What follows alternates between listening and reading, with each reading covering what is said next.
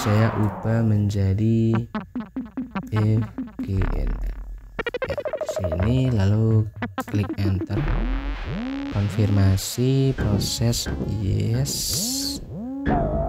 ya, dan akan terblokir seperti ini teman-teman. Welcome back teman-teman semuanya, kembali lagi bersama saya di sini Sebatas Toolman. Pada video kali ini saya akan sharing mengenai seputar informasi dan berita yang mana Pusat Data Nasional sementara itu terkena serangan ransomware attack teman-teman. Dan itu sangat memukul kita sebagai warga negara Indonesia yang mana kok bisa suatu pusat data itu sebegitu mudahnya terkena ransomware attack. Apakah tidak ada pertahanan yang layak ataupun seperti apa teman-teman? Dan di sini saya juga akan sedikit mengulas yaitu bagaimana suatu ransomware attack ini bisa terjadi dan awal mulanya seperti apa teman-teman. Lalu pada video kali ini juga saya akan mencoba sharing mengenai seberapa penting edukasi kita yaitu dalam mendukung penggunaan internet, mulai dari penggunaan dasar komputer, bijaknya menggunakan komputer, lalu pentingnya backup untuk menangkal suatu hal yang kemungkinan akan terjadi di yang akan datang teman-teman. Dan di akhir video nantinya saya akan sedikit jelaskan bagaimana konsep teknis suatu ransomware itu dapat menginfeksi atau mengunci file sistem atau file yang ada di komputer. Ya, langsung saja di kronologi awal bermula pada antrian yang panjang pada bandara dan pelabuhan.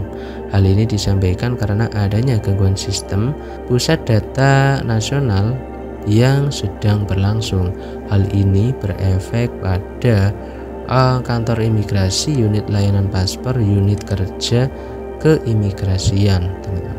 Hingga di tanggal disebutkan di sini dari website Kominfo yang mana tanggal 24 Juni berarti selang waktu kurang lebih ada 20, 21, 22, 23 kisaran 4 hari ya, 4 hari atau 5 hari itu keimigrasian sudah beroperasi secara normal.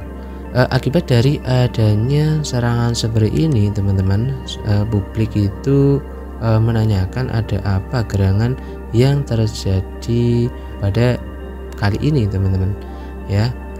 Jadi diberlakukanlah rapat terbuka yang dilakukan oleh DPR ya, lalu ada Kominfo, lalu ada BSSN juga, semua hadir pada rapat ini, yaitu membahas kronologi yang ada teman-teman, bahwa itu terdapat gangguan atau serangan terjadi pada PDNS 2 di Surabaya teman-teman, yang mana pada serangan tersebut peretas ini meminta tebusan 8 juta USD atau kisaran 131 miliar. Nah, lalu sebelumnya sebelum kejadian tanggal 17 itu sebenarnya sudah ditemukan yaitu penonaktifkan keamanan Windows Defender. Lalu aktivitas malicious di sini terjadi pada tanggal 20 Juni dan ini yang menjadikan server itu down karena terjadi penghapusan file system dan penonaktifan layanan yang berjalan. Di tanggal 20-nya tersebut Windows Defender crash dan tidak beroperasi. Kejadian ransomware sudah terjadi. Antisipasinya ya ada dua hal teman-teman di sini, yaitu yang pertama melakukan atau memenuhi tebusan yang ada 131 miliar itu, atau kita bisa merecover dari hasil backupnya. Namun di sumber yang saya temukan di sini mengungkap hanya 2% data terserang yang terbackup. Nah berarti data 2% ini yang nantinya bisa terrecover. Bagaimana dengan yang lainnya? Mungkin hal itu kalau misalnya untuk menebusnya berpikir 2 kali deh, apakah bisa terrecover kembali semuanya dengan menebus yang ada, itu dengan meminta kode enkripsi dari si peretas. Nah, itu juga menjadi pertimbangan. Ya, selanjutnya di sini saya akan menjelaskan sedikit apa itu ransomware ya, teman-teman. Jadi ransomware ini merupakan suatu malware yang mana menghambat akses dari pengguna pada sistem mereka ataupun file personal mereka dengan mencegah dan menebus suatu pembayaran untuk dapat mengaksesnya lagi, teman-teman. Lalu bagaimana suatu ransomware itu dapat menyerang? Nah, ini kita bisa tahu. Di sini kita bisa mendapatkan suatu ransomware jika mau mendapatkan ya, teman-teman. Nah, ini harus hati-hati karena ini bukan hadiah, ini karena virus. Jadi kita hanya sebatas tahu saja ya. Malspam ya. Ini merupakan suatu spam, bisa dari email ya. Email dengan suatu malicious attachment, yaitu dengan penyertaan malicious ini kepada orang yang memungkinkan dan melihat siapa yang membuka file tersebut itu. Nah, misalnya di sini ada PDF atau Word dokumen yang dikirim emailnya, tapi itu entah siapa. Nah, itu kita harus berhati-hati, apalagi email yang ada itu masuk ke dalam spam, mengirimkan entah itu gambar, foto ataupun dokumen PDF Word. Kita harus berhati-hati. Lalu ada malvertising. Malvertising ini merupakan suatu advertising atau iklan, namun di dalamnya itu ada suatu malicious. Nah, ini merupakan suatu malicious yang sebenarnya kita sudah biasa browsing ya, teman-teman, dan menemukan iklan yaitu suatu yang normal. Namun bagi kita yang awal atau belum mengetahui apakah dari website yang kita tuju itu apakah meyakinkan kita untuk aman atau tidak, seperti itu. Kadang dari kita itu browsing begitu, entah yang mana dituju, dan kita tidak tahu bahwa website tersebut sebenarnya mengandung malware melalui iklan tersebut. Nah, di sini dijelaskan bahwa while browsing direct can without ever clicking, dengan browsing saja ya, criminal servernya itu tahu posisi dari pengguna yang sedang browsing, lalu ada suatu informasi yang terdata di criminal server tanpa ever clicking on it. Nah, tanpa kita untuk berinteraksi langsung dengan advertising atau iklan tersebut. Malvertising often used in a iframe invisible web page element, dan itu bekerja.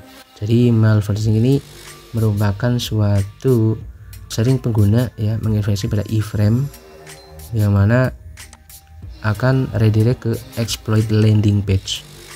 Nah, exploit landing page itu banyak kita browsing, namun ketika kita ada download, entah mengapa itu ada tab lain yang mengarah ke web lain, teman-teman. Ada new tab yang terklik atau dihasilkan dari hasil klik download tersebut, itu mengarah ke website lain, dan itu kita harus perlu berhati-hati. Lalu ada spear phishing di sini. Spear phishing ini merupakan penyerangan yang mana mengatasnamakan dari company yang menanyakan survei kepada karyawannya. Nah, misalnya ada suatu email atau hal yang lain mengatasnamakan atasannya atau CEO atau perusahaan dari mana, seperti itu, ataupun dari seseorang ya. Ini bisa menyebabkan suatu dampak yang cukup berbahaya, dan itu perlu diwaspadai. Nah, ini jangan langsung terpercaya pada email-email yang masuk, teman-teman. Sistem walling ya, used atau biasanya pause digunakan di script method target forward high level. Nah, ketika kita mengisikan survei yang mana berisi form ataupun yang lain seperti itu, nah kita akan memberikan suatu data yang ada sebenarnya, tapi itu dikirim entah ke siapa. Lalu ada social engineering. Social engineering ini merupakan media yang ada menggunakan malspam, malvertising, spear phishing. Itu dapat dilakukan content element of social engineering. Social engineering misalnya lewat media sosial Facebook atau Instagram atau hal yang lain atau x.com seperti itu, kita bisa menemukannya. Nah, itu juga aktornya biasanya menggunakan suatu trik yang mana digunakan untuk membuka attachment. Attachment itu berarti penyertaan file atau link yang memunculkan legitimasi di sini. Ya, bagaimanapun dia juga mengaku dari suatu institusi atau perusahaan atau bahkan teman seperti itu. Jadi mereka itu menyamar. Misalnya Facebooknya itu namanya sama dengan temannya gitu, namun akun Facebook itu tidak dipegang oleh yang aslinya, namun itu merupakan akun Facebook yang fake atau yang palsu yang digunakan untuk penipuan. Nah, jadi sebagaimana menggunakan sosial ini banyak ya teman-teman, banyak dari cybercrime menggunakan media sosial untuk mendapatkan suatu informasi lalu mengirimkan ransomware attack, seperti halnya untuk mengirim file atau klik link begitu. Another example of social engineering will be if other actor gather information from the public. Sebagai contoh ya dari social engineering, suatu aktor ya atau suatu peretas itu mendapatkan informasinya dari publik sosial media profil, yaitu place your visit often, tempat yang sering kamu kunjungi, pekerjaanmu, dan yang lainnya. Menggunakan informasi tersebut, nanti peretas bisa mengirimkan message yang sekiranya familiar ya buat kamu, dan berharap kamu klik sebelum kamu sadar bahwa itu tidak legal, teman-teman. Nah, ini adalah suatu gambaran sedikit mengenai ransomware yang mana kita perlu waspadai. Ya, selanjutnya di sini saya juga akan sedikit menjelaskan mengenai bagaimana suatu teknisnya ya, bagaimana pentingnya backup dan restore sehingga suatu antisipasi file nantinya akan bisa dilakukan, teman-teman. Yang pertama, kita mengenal bahwa Windows Defender itu ya pada suatu kronologi kemarin itu nonaktif ya. Windows Defender itu seperti ini, teman-teman. Windows Defender itu merupakan suatu perangkat lunak ya yang mana disediakan pada Windows sendiri untuk pertahanan atau istilahnya sebagai antivirus bawaan Windows.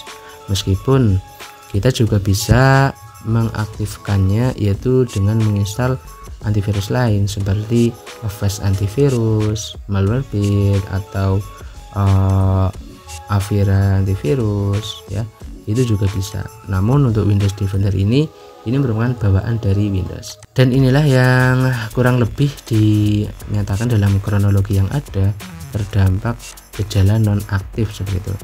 Nonaktif seperti halnya kita mematikan Windows Defender ketika penginstalan, teman-teman.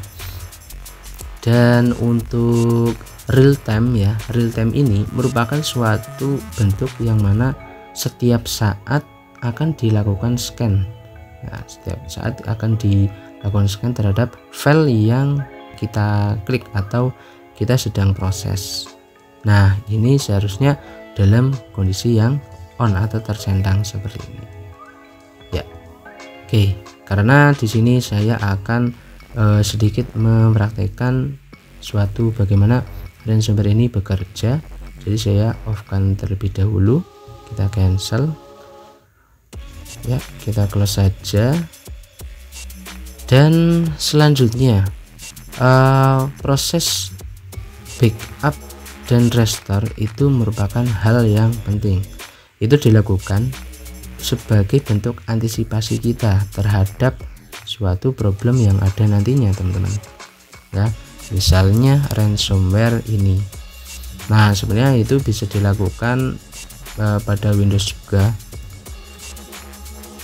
yang mana juga bisa untuk melakukan suatu antisipasi juga.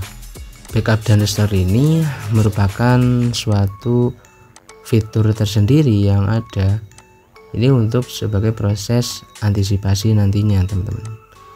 Nah, ini merupakan tampilan dari backup and restore ya. Dan ada dua pemahaman mengenai backup and restore ini, teman-teman. Nah, ini yang pertama untuk backup, ini merupakan suatu bentuk copy file sebenarnya untuk membackup file sistem, atau yang lain yang dari pemahaman kedua itu copy file. Misalnya teman-teman ada file seperti ini, teman-teman. Misalnya ada file PDF, file TXT, file JPEG. Nah, itu teman-teman bisa istilahnya untuk membackup itu kita klik kanan, lalu kita bisa untuk mengkopinya seperti ini, teman-teman. Kita klik.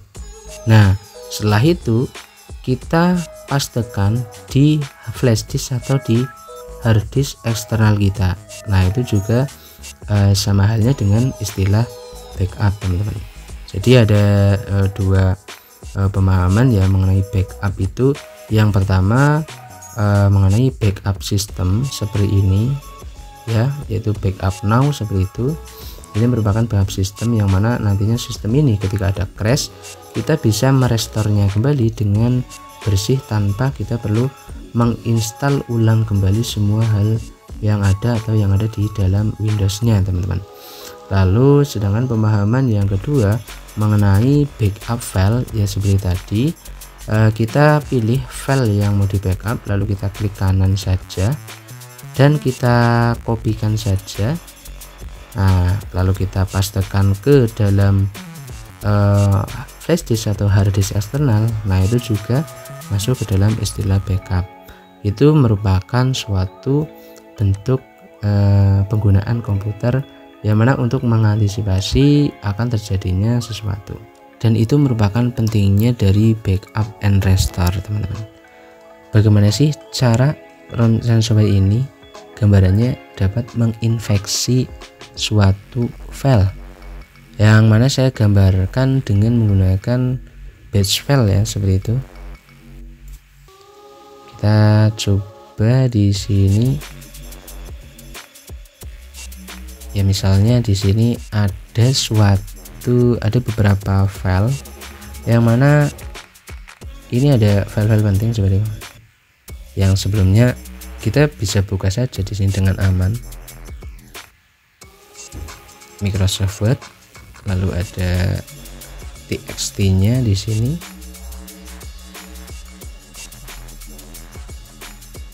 Oke, bisa dibuka. Lalu Word-nya ya bisa dibuka. Banyak, ada gambarnya juga di sini. Oke, bisa dibuka. Ya, seperti itu, teman-teman. Ada PDF-nya juga di sini. Dan misalnya ransomware itu, teman-teman, sebenarnya bisa menginfeksi ketika teman-teman mendownload suatu file yang mana tidak diketahui filenya itu apa. Nah, misalnya ataupun teman-teman dikatakan ingin suatu download PDF, teman-teman ya, kan banyak PDF dari source-nya bermacam jenis. Namun ketika itu terdownload dan dibuka di komputer teman-teman, gejalanya yaitu masuk ke command prompt tiba-tiba. Nah, layar hitam seperti banyak seperti itu proses penginstalan sebenarnya. Jadi PDF itu memang PDF, bisa dibuka ya, bisa ada tulisannya dibaca. Namun di dalamnya, teman-teman, itu ada pelampiran dari virusnya. Nah, itu ada aplikasinya sendiri yang mana untuk mengattachment file tertentu ke file lain seperti itu, kurang lebih seperti itu. Nah, di sini saya akan coba untuk mengenkripsi ya. Ini ada enkripsi seperti itu. Saya ubah menjadi EGN ya di sini, lalu klik enter, konfirmasi proses yes ya, dan akan terblokir seperti ini teman-teman. Nah, ketika suatu file tidak atau berubah ekstensinya seperti ini teman-teman, ini tidak bisa dibuka. Nah, begitu halnya yang tadi yang dokumen ini tidak bisa dibuka seperti itu, yang mana teman-teman menemukan yang namanya readme seperti ini ya. Misalnya atau don't worry file, lalu press private decrypt untuk mendecrypt, mengembalikan file software, berikan uang $980. Nah, seperti itu ya teman-teman, ini tidak bisa dibuka. Untuk antisipasinya, ketika teman-teman terjadi kendala seperti ini, sebenarnya teman-teman tidak usah khawatir ketika file-file yang ada di sini, misalnya ada dokumen, ebook, lalu ada gambar yang lainnya, file-file lainnya, itu ada cadangannya di flash disk atau di hard disk eksternal teman-teman. Nah, teman-teman bisa membuang saja file ini semua yang terinfeksi, lalu mengkopikan kembali file cadangan dari hard disk ke komputer ya, itu kalau ada data backupnya.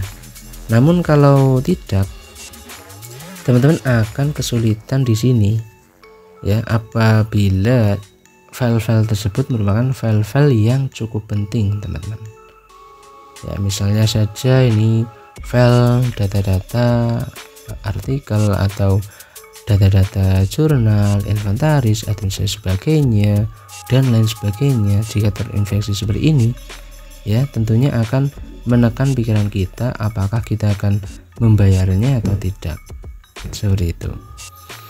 Lalu bagaimana peretas itu bisa mengembalikannya? Mengembalikan berarti membutuhkan suatu program decrypt yang mana untuk menginputkan suatu password yang ada untuk mengembalikan file ini agar bisa terbuka kembali. Nah, misalnya saja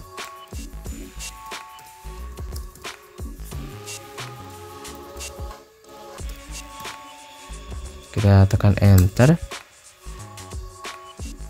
ya, dan akan terkembali seperti semula ya teman-teman. Nantinya ini juga bisa untuk dibuka dan untuk txt nya ya oke.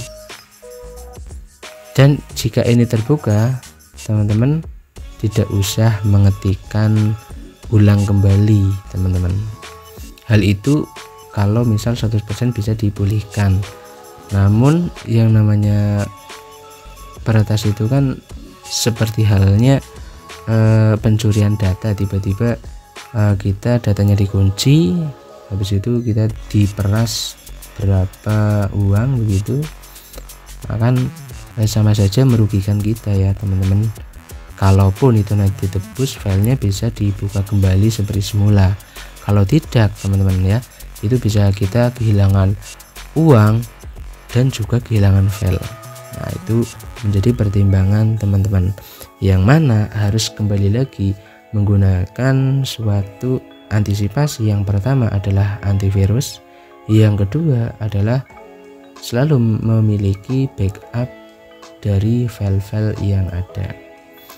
Oke, mungkin seperti itu bagaimana kronologi yang ada mengenai bagaimana ransomware ini dapat menginfeksi file yang ada, dan betapa pentingnya suatu backup and restore yang perlu dilakukan. Nah, semoga dengan kejadian ini ya, ini memberikan informasi dan pelajaran bagi kita untuk selalu waspada dan meningkatkan pengetahuan kita mengenai cara berteknologi yang baik dan benar. Oke, ini cukup saja karena video ini sudah cukup panjang. Mohon maaf apabila banyak kesalahan ya teman-teman. Semoga video ini dapat bermanfaat and see you.